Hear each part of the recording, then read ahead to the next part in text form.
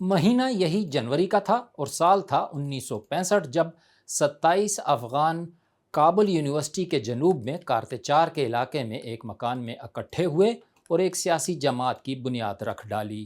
جماعت تھی People's Democratic Party of Afghanistan. یہ جماعت اور افغانستان میں جمہوریت کے فروغ کے لیے اس وقت کی کوششیں دونوں اکٹھی ہی کیسے ناکام ہوئی، آئیں اس پر ایک نظر ڈالیں۔ افغانستان کو جمہوری بنانے کی کوششوں کا آغاز تو بادشاہ امان اللہ کے دور میں 1920 میں ہوا، جب ملک کو پہلا آئین اور شخصی آزادیاں دینے کا عمل شروع ہوا، لیکن سیاسی استحکام کبھی نہ آ سکا۔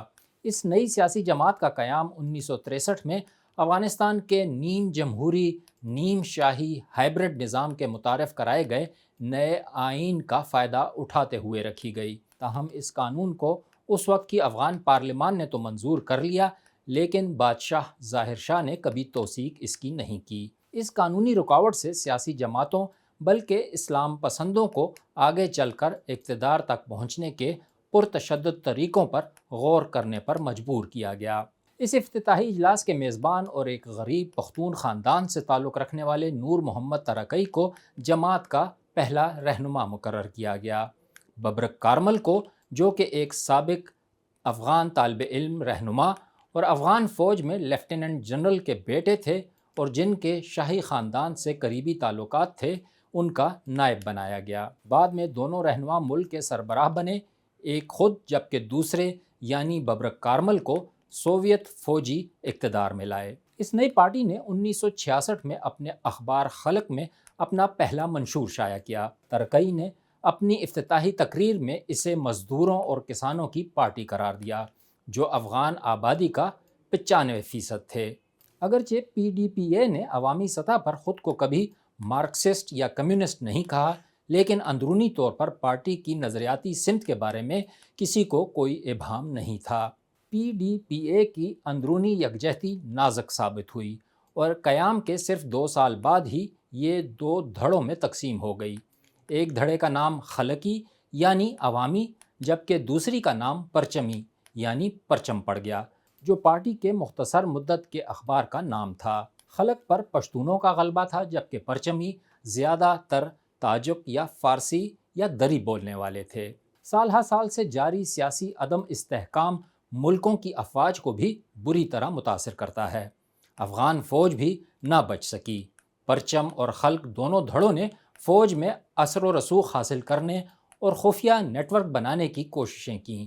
ابتدائی طور پر پرچمیوں کو سبقت حاصل رہی اور انہوں نے سردار محمد داؤد کی قیادت میں افغانستان کی پہلی بغاوت کامیاب بنائی۔ 1977 میں سوویت یونین کی مصالحت سے پارٹی کے دونوں دھڑے ضم ہو گئے، لیکن فوج کے اندر تقسیم برقرار رہی۔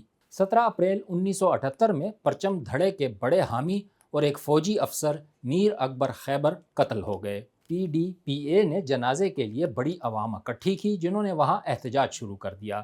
جواب میں سردار داؤد نے جماعت کی تمام قیادت کو ماں سوائے حفیظ اللہ امین کے گرفتار کر لیا۔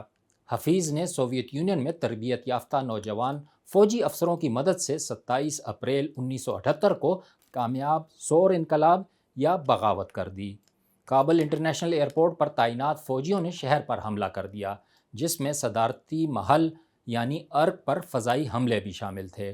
داؤد کو اگلے دن اپنے خاندان کے بیشتر افراد کے ساتھ پھانسی دے دی گئی۔ بغاوت کے 2 دن بعد حکمران انقلابی فوجی کونسل نے اقتدار ترقئی اور پی ڈی پی اے کے حوالے کر دیا، جنہوں نے ایک سول حکومت قائم کی۔ پی ڈی پی اے نے سوویت بلاک کے ممالک کی تقلید کرتے ہوئے ایک جماعتی ریاست قائم کی۔